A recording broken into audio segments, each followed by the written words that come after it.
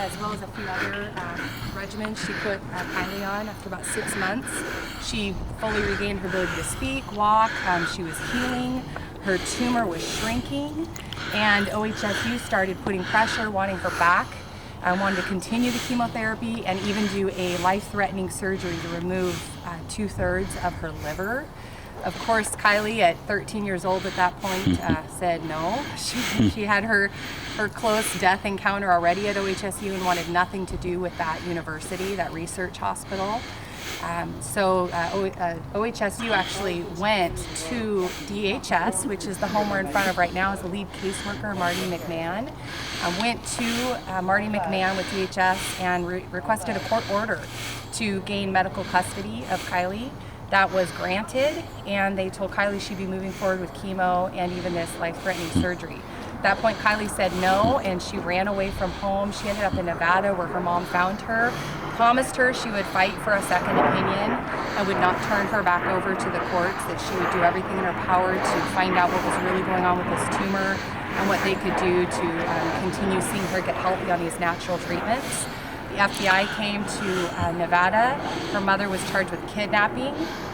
Kylee was taken by the FBI back to the state of Oregon and placed in full-time foster care under the supervision of Marty McMahon. At that time, they became full custodial supervisors, if you will, of Kylee, and basically told Kylee it was time to move forward with surgery. Of course, she didn't want this. They fought it. Her mom kept fighting, never gave up, kept going to judge after judge and getting the surgery postponed. A month ago, Kylee reported to her school that she was being sexually abused in her foster home. Instead of the school or the caseworker, Marty McMahon, calling the mother, they just came to the school and took her, and Kylee was missing for multiple days, and her mom had no idea where she was at. She was transferred to a new foster home, and then immediately this surgery, the life-threatening surgery she just underwent on the 14th, was scheduled. The court, Judge Heather, I can't remember how to pronounce her last name, but Judge Heather stated in open court that Kylee would in fact have her mother by her side for this forced surgery, life-threatening surgery. On Monday the 13th, her mother was down at the Capitol petitioning all of the elected representatives. Everything was in session, so they were there.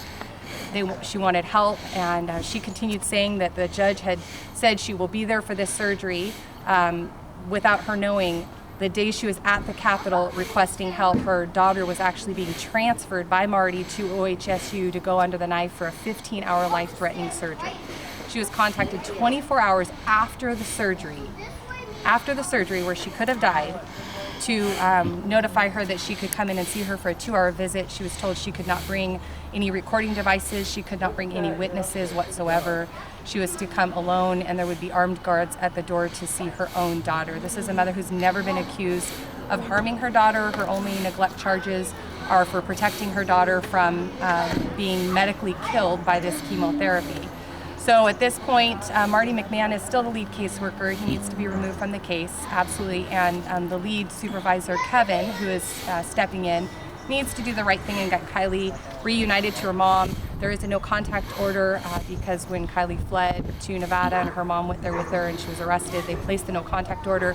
The judge can lift that, but it is going to come from the promptings of DHS CPS saying we're ready to move forward with reuniting this family. So while it is in the judge's hands, this is something that's completely being guided and directed by Marty McMahon. So we're out here today because he's explained to many of his coworkers that he will do everything in his power to keep Kylee and her mother Christine separated. So we can't tolerate that. This is America. We can't support organized crime, medical kidnap, child trafficking, sex trafficking. You have to speak out against this. These workers go to these children's homes and remove them.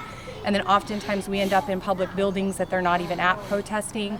So in this case, we're doing a home visit, if you will, to Marty as he does to other people. The only difference is we don't use threats, force, or violence like he does, but we're still out here to spread the message that it's time for Kylee to go home. So you're out in front of his residence here. I understand that you've been here for a few days. What was his response? Well, when we showed up, he was going to his neighbors saying, they're here, they're here. I'd called and spoken to Sergeant Jennifer on my way just to make sure that here in Troutdale it's legal to protest on the sidewalk. So we knew we were in the clear. I actually asked her if, there'd be a few officers patrolling the neighborhood, to defend and protect our rights and keep us safe from any violence that Marty might bring. So they were here when that happened. Marty just continued telling us that he'll see us in court and that these are lies and he's not going to answer any questions as to where Kylie's at. He came and he got his children, Jacob and John, loaded up in the car. They're over 20, so it's not like they're little, but they all had suitcases. His wife Claudia was loading up in her car, and they loaded up their golden doodle as well and took off with suitcases yesterday. So apparently Marty doesn't want to tell us where Kylee is right now. All right. Thank you very much. That's all I have. All right, and you can also go to Kylie's Fight on Facebook to learn more about the story. Thank you. Could I take a picture of that of my daddy, please? Awesome. I really appreciate that. Yeah, I hope that. Let me take a picture of daddy. So you can see what we're up against.